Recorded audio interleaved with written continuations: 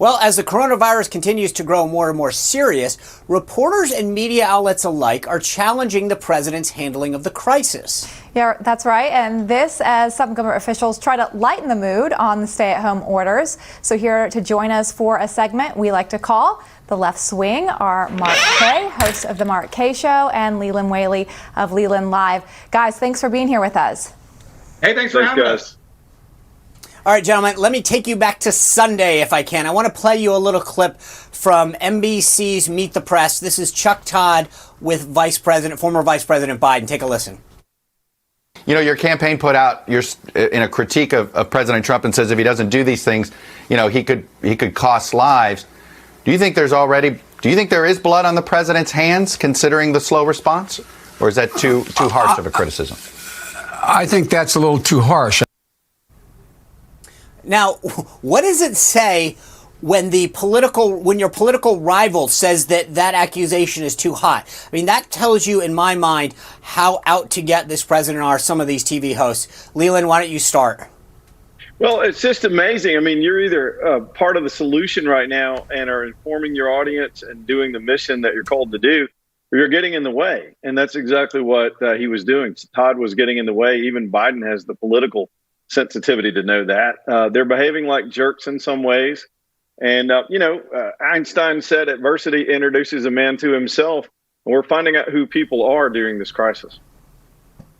Mark, do you think the same? I mean, to me, when the opponent is saying that that's too hot, that really tells you how out to get some of these reporters are. Is that fair?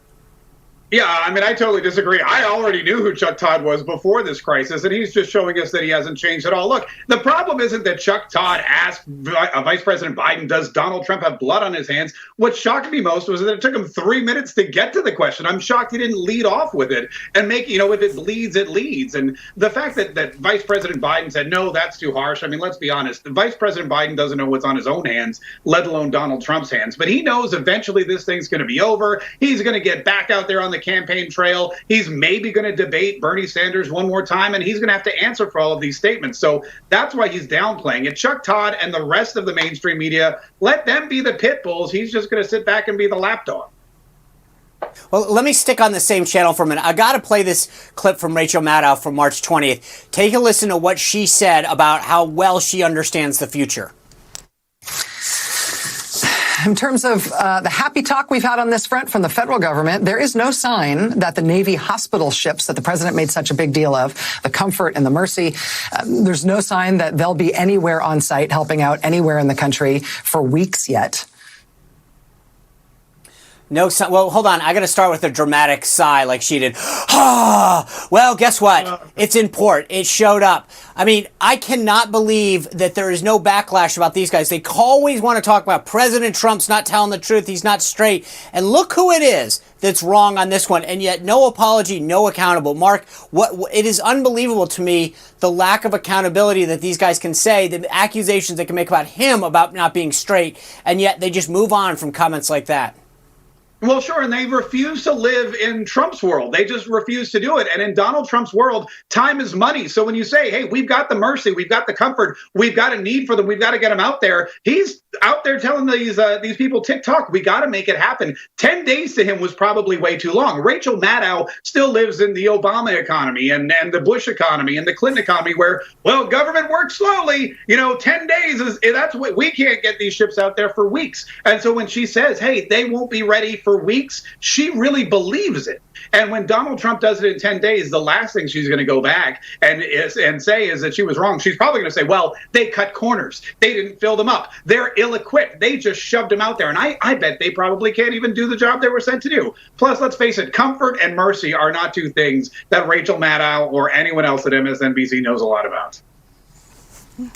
Well, guys, I want to get your opinion on this. Obviously, we know all the, shifting gears a little bit, we know about all the stay-at-home measures and kind of the, different strains going from them, whether it's 90 days in jail or whether that's a $5,000 fine. But listen to what the mayor of Houston is asking people to do. Until the coronavirus is resolved, criminals take a break. Okay? Stay home. Okay? Stay home. And don't commit any crimes. And that way, they'll stay safe and out of jail, and police officers will stay safe and can go home to their families. Okay? So everybody chill. Crooks, criminals, you chill. Wait till the coronavirus is over. Okay? And then we'll all be okay. I love how he's just like, wait till it's over, then you can go out and do some crimes. Is he warranted here, asking people, hey, don't go do crimes? I guess he's asking criminals not to go to work either. Everybody's got to stay home, right? It's amazing. We got the other paradox on the other side of out on the left coast where they're releasing hardened criminals from prison so they don't get coronavirus. But then in Florida and other places, they're arresting people that go out and don't follow the government's orders and sending them to jail. It's crazy. Everything's upside down.